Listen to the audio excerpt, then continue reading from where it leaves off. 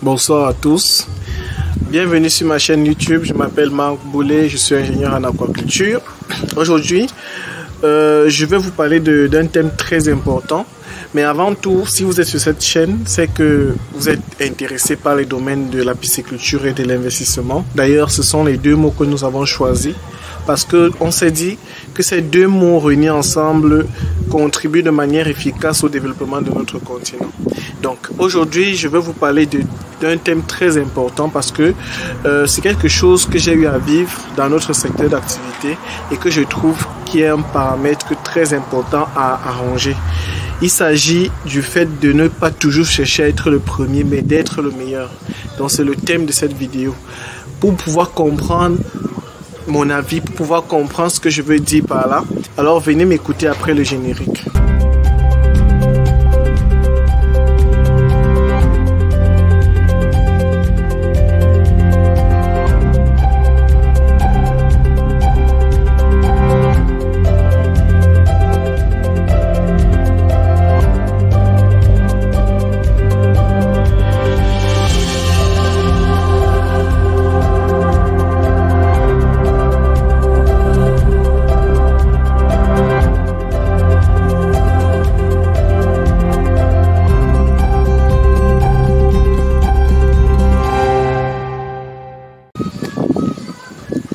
Bienvenue encore à tous. Avant de commencer, j'aimerais que vous puissiez vous abonner parce que je pense que ce sont les abonnements et le partage des vidéos qui font en sorte que la chaîne puisse grandir et nous avons besoin de communauté pour pouvoir créer plus de contenu.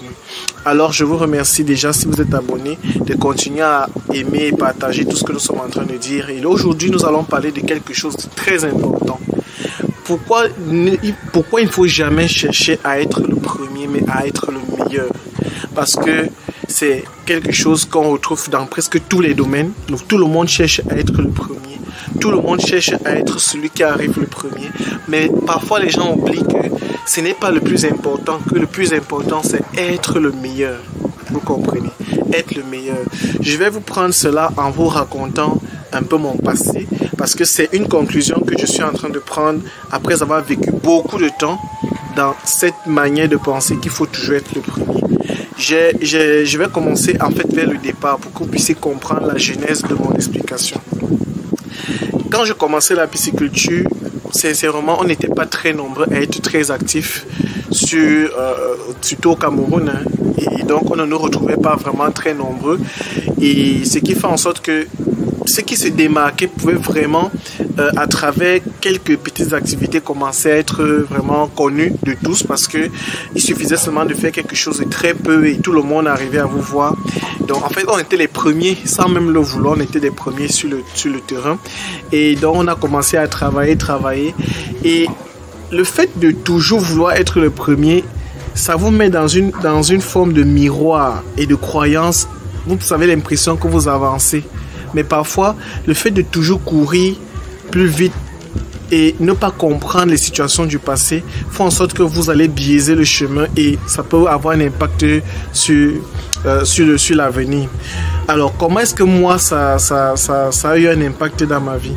En fait, quand je commençais mes activités, j'étais vraiment très actif. Les réseaux même me connaissaient, réseaux sociaux surtout. Et ainsi que les activités sur le terrain, tout le monde me connaissait et tout. Mais il y avait une difficulté, c'est que quand on commence à vous connaître, ce n'est pas parce que vous avez peut-être bien fait quelque chose, c'est juste parce qu'on vous connaît. Vous êtes le premier à avoir fait la chose. Et le premier à avoir fait la chose, c'est quoi? C'est que peut-être il y a une différence entre l'innovation et être premier. L'innovation, c'est quoi? C'est que vous trouvez une difficulté. Vous trouvez peut-être même pas une difficulté, quelque chose qui est déjà fait. Et vous essayez d'améliorer la situation.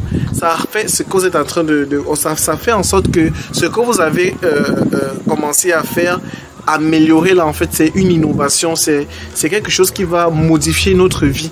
Et là, c'est être meilleur. Pendant qu'une personne, lui, il cherche à prendre, il ne veut pas améliorer en fait. Il veut seulement prendre ce qui est déjà réalisé et montrer aux gens que c'est lui le premier à arriver. C'est très dangereux parce que je connais beaucoup de personnes qui au jour d'aujourd'hui, passent leur temps seulement à montrer les choses aux autres en disant qu'ils sont les premiers. Pourtant, ils ne sont pas les premiers. Et d'ailleurs même, le fait de dire que vous êtes le premier, ça montre déjà que vous êtes d'abord égoïste. Parce que nous sommes dans un monde où il y a où on doit s'entraider. L'idée, ce n'est pas être le premier en réalité, c'est d'être vraiment efficace, d'être le meilleur dans la situation qu'on est en train de vouloir, dans le domaine dans lequel on est en train de pouvoir manifester dans lequel on est en train de travailler en fait, vous comprenez. Alors, moi dans le passé, ce que je faisais, c'est quoi? C'est que tellement j'étais connu, tellement j'étais dans le mouvement de toujours être celui qui est devant, que je faisais mal les projets. Je faisais très très mal les projets. Peut-être c'est mon cas, parce que là je parle de moi, hein. Je ne vous parle pas, je ne mélange pas tout le monde, je vous parle de moi. En réalité, j'étais tellement connu que les gens m'appelaient de partout et je faisais des projets, mais en réalité je faisais des projets mais qui n'étaient pas parfaits, vous comprenez, parce que vous êtes tellement pressé de faire les choses à cause du fait qu'on vous appelle de partout, qu'à un moment donné, vous arrivez à mal faire. Je vais vous expliquer comment ça se passe. Moi, dans le passé, j'ai tellement fait les projets. J'ai tellement fait les projets que je suis lorsque la crise du corona est arrivée, je vous assure, je suis entré dans une prospection interne en moi. J'ai commencé à réfléchir. Qu'est-ce qui n'a pas marché? Pourquoi je n'arrive pas à m'en sortir à cause du corona? C'est vrai, le corona a eu un impact, mais il faut que je comprenne la souche du problème. La souche du problème pouvait être... le problème pouvait être le corona, mais la source du problème en réalité c'était moi. Parce que quoi? Lorsque je retourne dans le passé, je me rends compte que j'ai fait beaucoup de projets, mais que au total, si j'avais fait 100 projets, maximum 15 survivaient. Ça veut dire que 15 ont réussi à survivre. Et quand je me rapproche des 15, je me rends compte que les 15 ont survécu, pas à cause de moi, mais à cause du fait que les gars se battaient d'eux-mêmes. Je me suis posé la question de savoir, mais qu'est-ce qui fait en sorte que tous ces projets-là ont échoué après moi? Ça veut dire, je lance un projet, je lance bien un projet avec le promoteur, on s'entend d'abord très bien parce que moi, j'ai d'abord cette caractéristique d'être très honnête, donc je travaille bien. Sauf que je veux toujours aller vite. Ça veut dire, quand je finis, après... Dès que j'ai fini ma prestation, je m'en vais à un autre. Parce que je dois toujours être devant, je dois toujours être premier, je dois toujours. Donc pendant ces crises, je me rends donc compte que c'est une erreur en fait. Le fait de faire les projets sur un timing bien défini. C'est vrai, on est des entrepreneurs, on est des entrepreneurs, donc on a un timing précis sur lequel on voudrait être, donc du genre, on sait qu'on a un chronogramme. Mais vous savez, dans le domaine de la pisciculture, souvent, les gens ont besoin d'un attachement personnel, les gens ont besoin d'un accompagnement vraiment efficace. Parce que il ne suffit pas seulement de faire le projet dans un chronogramme bien précis, mais il est aussi important de faire le projet dans le chronogramme, mais tout en sachant que le projet est en cours de réussite. Mais peut-être même, il faut vous rassurer que la personne soit en train de vendre et toujours accompagner la personne. Parce qu'une personne très occupée vous savez, une personne qui cherche à être toujours premier oublie les relations, parce que vous n'êtes plus attaché à la relation, vous êtes attaché à votre but seulement, à votre égoïsme. Vous n'êtes plus attaché à la relation, à la personne, vous êtes attaché seulement à votre envie. Et donc les choses n'évoluent plus normalement. Et pourtant, le plus important souvent, ce n'est pas seulement l'argent ou bien le fait d'être premier, mais c'est aussi de faire en sorte que les choses puissent marcher normalement et que on puisse être reconnaissant, qu'on puisse savoir que non, celui-ci c'est le meilleur, c'est le bon. Et c'est ça qui est important. Il ne suffit pas de faire beaucoup de projets et croire qu'on est le premier à avoir fait tel projet, mais il suffit de faire un projet, mais en sachant que vous avez bien fait ce projet. Donc, vaut mieux un bon projet bien fait que 100 projets faits et mal avec un mauvais résultat, vous comprenez.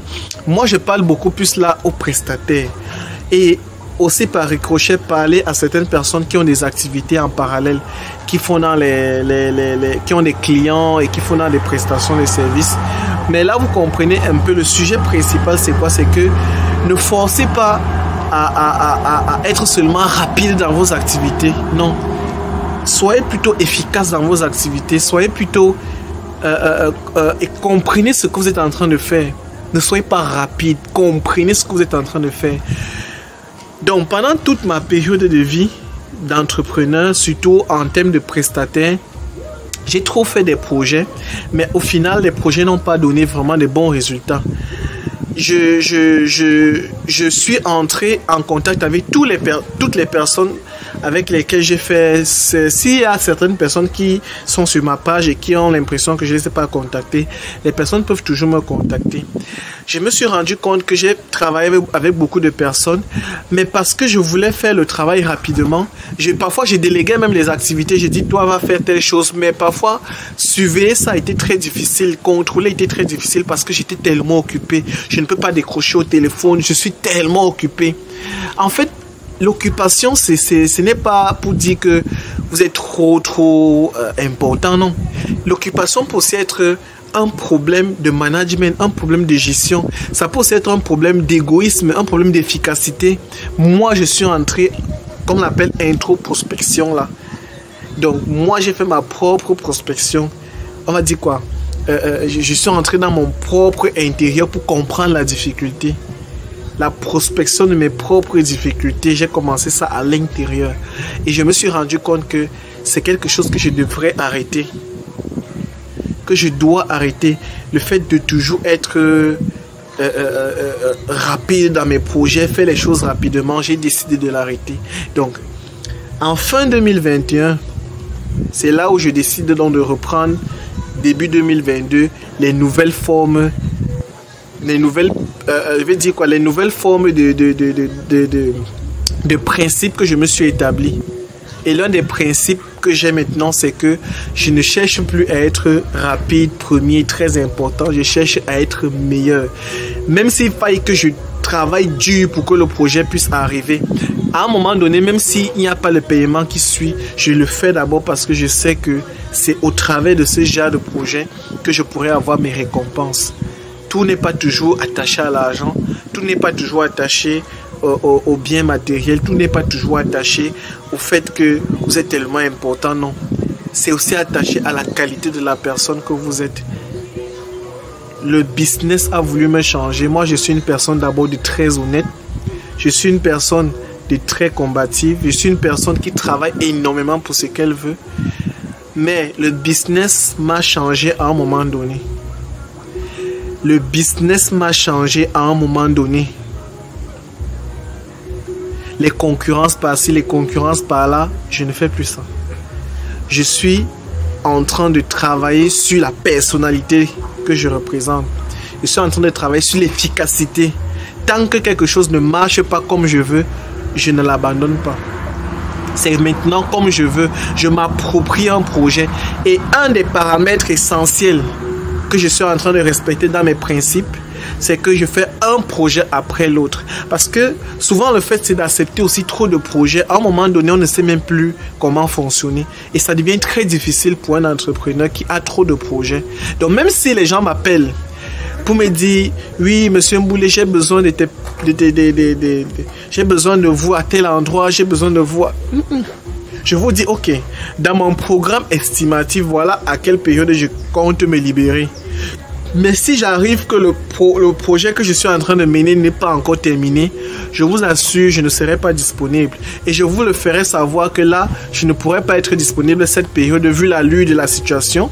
Je suis plutôt disponible en telle période si vous êtes encore si vous êtes encore dans la vie de travailler avec moi. Mais dans le cas contraire, vous pouvez travailler avec une autre personne. Et je ne vous lâche pas toujours, hein. Je vous cherche un contact.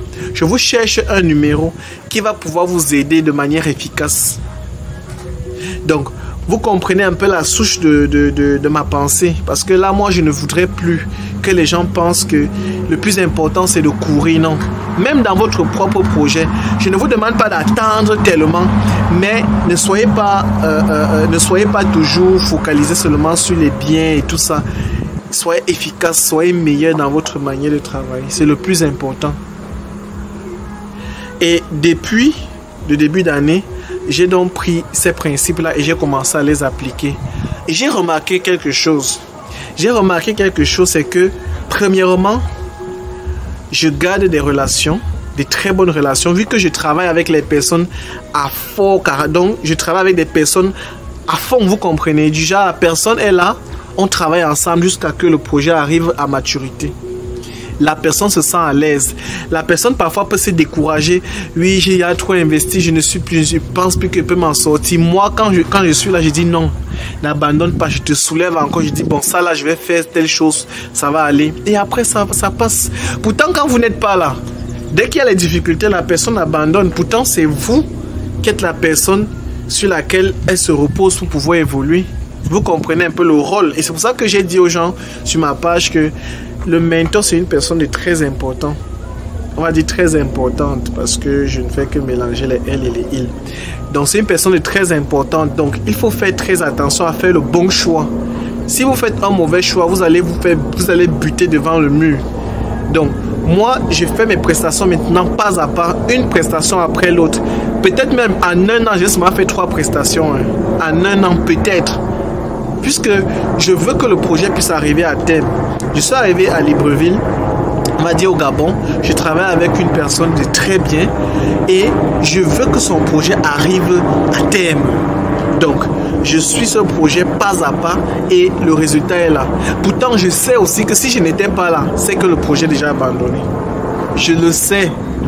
C'est que le projet est abandonné parce qu'il y a des difficultés que la personne va avoir et à cause des problèmes d'adaptabilité, la personne n'arrive pas à s'en sortir. Donc, il va falloir que je puisse être là pour dire fais ceci, fais cela. Et vous comprenez donc l'impact d'un mentor.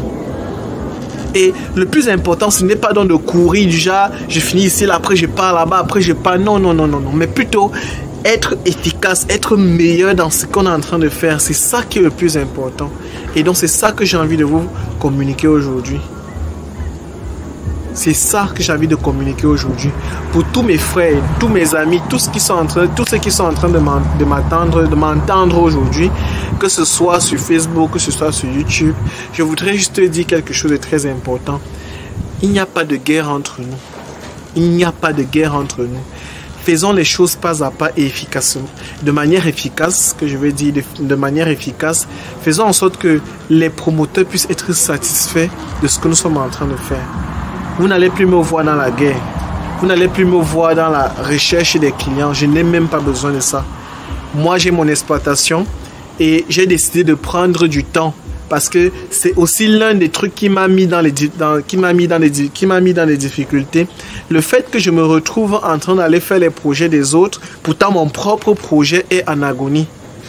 Je suis là avec ma production, je laisse ça à des inconnus, à des personnes qu'on va dire j'ai recruté mais qui ne sont pas efficaces. Parfois même ils sont efficaces quand vous êtes là, mais dès que vous n'êtes plus là, les gars ne sont plus avec l'efficacité du départ. Et vous voyez que vous partez faire le projet d'une autre personne pendant que votre propre projet est dans des difficultés. Donc, ça a aussi eu un impact sur mon propre projet. C'est pourquoi j'ai envie de faire les choses pas à pas. Je fais un projet, après je fais l'autre. Mon propre projet, parce que je l'ai d'abord mis en pause, il faut bien le comprendre. J'ai mis mon propre projet en pause parce que il faut d'abord que je puisse terminer avec toutes les difficultés actuelles avant de recommencer. Quand je vais recommencer mon projet, mais là, je ne vais plus faire un autre projet, je serai concentré sur mon propre projet. Croyez-moi, je ne serai plus disponible. Maintenant, je ne peux pas aussi dire que je ne vais jamais être disponible à 100%. C'est pourquoi j'ai donc mis le site internet www.marcboulet.com qui est un site de formation et d'encadrement. Ça veut dire que même si vous êtes où, vous pouvez toujours me contacter et je vais pouvoir vous répondre. Surtout à partir de 20h. Ça veut dire qu'à 20h, moi je me connecte et je commence à travailler avec tout le monde. Et ça ne veut pas dire que je suis plus aussi disponible pour des grands projets. Maintenant, les projets, je vais les sélectionner et je vais choisir une période à laquelle je vais lâcher mon propre projet. Ça veut dire que quoi? Je fais mon projet lorsque j'atteins à un certain niveau et que je sais que je peux déléguer, que je connais la phase critique à laquelle je dois être là. Maintenant, il y a une autre phase à laquelle je n'ai pas besoin d'être là. C'est en cette période-là que je peux donc me libérer pour faire le projet d'une personne. Donc, vous voyez que, comme je vous disais, j'ai maximum 2 à 3 projets par an dans ce cadre-là. Et donc, moi, je vais toujours être en contact avec mes différents projets afin que les uns et les autres puissent être à l'aise dans la communication, dans la vente. Et je me mets à fond pour que les projets des uns et des autres puissent réussir. Je suis dans l'exploitation d'un producteur. Ce n'est pas mon exploitation. Je suis ici tous les jours parce que je souhaite que le projet puisse marcher. Et le projet est en train de marcher parce qu'on est déjà presque au terme. Et je veux vous compreniez un peu mes idées. Donc, frères, amis, soyez efficaces. Ne soyez pas toujours le premier. C'est vrai, le mot premier, c'est être grand, c'est être à la hauteur. Mais le plus important, c'est d'être meilleur. C'est d'être une personne efficace, une personne recherchée, une personne, lorsqu'elle manque quelque part, on sent qu'il y a une différence. C'est ça que vous devez être. C'est ça que vous devez être.